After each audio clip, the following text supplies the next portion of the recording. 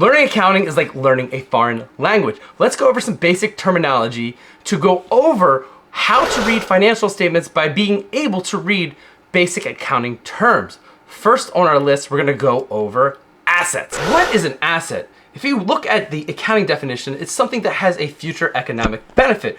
But let's not go straight to a business set of financials. Let's apply it to you. Let's apply it to your life. What type of assets do you have in your life? I would imagine you have a checking account. You might have a 401k, a 529 plan, maybe a brokerage account. Those are investments. Do you have a car? Do you have a lawnmower? Do you have any other equipment to take care of a house?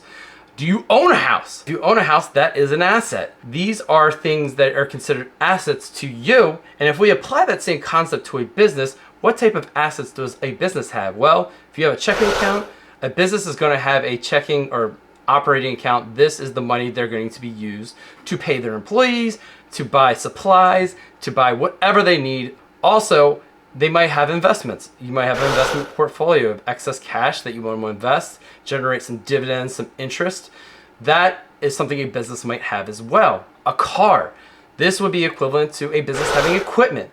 If they're a manufacturer, they have equipment to make whatever they're making. If you have a construction company, you might have earth movers, whatever you need to build whatever you're building. A house. This is going to be equivalent to a business owning a building. Building where you have your employees, or a warehouse where you're making your product.